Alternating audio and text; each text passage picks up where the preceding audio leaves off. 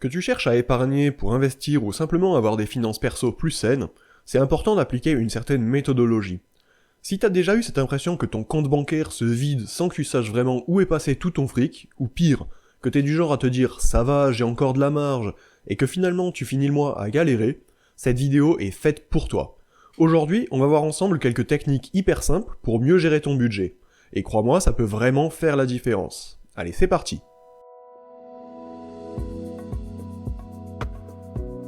Premier réflexe à avoir, c'est de checker ton relevé de compte.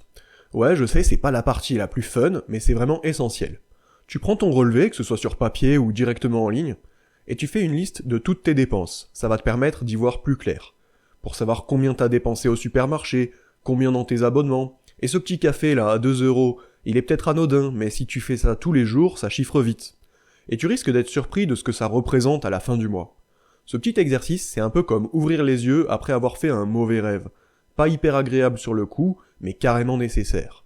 Allez, dis-moi en commentaire, il y a des catégories de dépenses qui t'ont choqué la première fois que t'as vraiment analysé ton budget ? Je suis curieux de savoir si on a eu les mêmes surprises. Ok, maintenant que t'as une vue d'ensemble sur tes dépenses, on va organiser ça avec une méthode connue qui fonctionne super bien. Le 50-30-20. C'est simple, tu divises ton budget en 3 grandes parties. 50% de ton revenu, c'est pour tes besoins essentiels, le loyer, les factures, les courses, bref, tout ce que tu dois absolument payer. 30%, c'est pour le fun, les restos, les loisirs, tout ce qui te fait plaisir sans être vraiment indispensable. Et enfin, 20% pour l'épargne. Ça, c'est pour te créer un petit matelas de sécurité. Ça te permettra d'être plus à l'aise en cas de coup dur, et comme je te l'ai déjà dit dans d'autres de mes vidéos, c'est aussi un passage obligé avant de commencer à investir de l'argent dans des trucs plus risqués. Si tu veux un exemple concret, imagine que tu gagnes 1500€. T'as 750€ pour les trucs vitaux comme le loyer, les factures et le carburant, 500€ pour l'alimentation et les loisirs, et 250€ que tu mets de côté. C'est simple, non ? Le tout, c'est de s'y tenir, mais on va voir tout de suite comment. Maintenant, on va faire un petit retour en arrière. Avant l'ère des cartes bancaires. Ouais, je te parle de cash. Retirer en liquide, c'est l'un des meilleurs moyens pour te rendre compte de ce que tu dépenses réellement.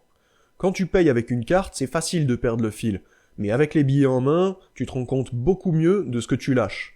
Si tu prends 250€ en cash pour tes loisirs du mois, tu vas très vite voir à quel point ton enveloppe diminue. Et ça t'aide à mieux gérer. Alors après, c'est pas magique, mais juste ce petit geste de retirer en espèces, ça peut vraiment faire une différence.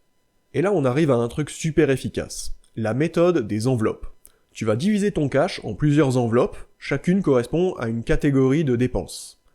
Par exemple, une enveloppe pour les courses, une pour l'essence, une autre pour les loisirs.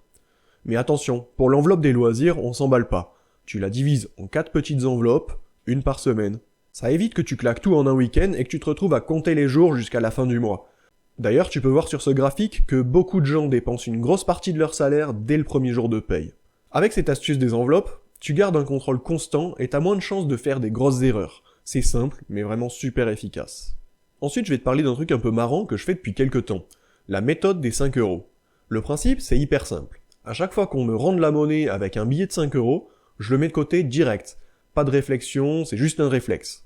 À la fin du mois, ça fait une belle petite somme sans même s'en rendre compte, ça fait une épargne bonus presque sans effort, et au bout de quelques mois, tu pourrais vraiment être étonné du montant que ça permet de mettre de côté avec ce simple geste. Et tu verras, ça devient presque un jeu, et franchement, c'est une méthode qui marche vraiment bien. Un dernier point hyper important, et là je veux vraiment que tu fasses attention, il faut bien différencier ce qui est de l'épargne et ce qui est une dépense différée.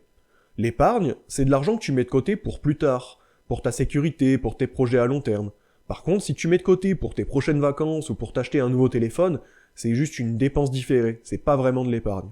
Donc sois bien clair là-dessus, fais 2 enveloppes différentes, une pour les vraies économies et une autre pour les gros achats que tu prévois dans un futur proche.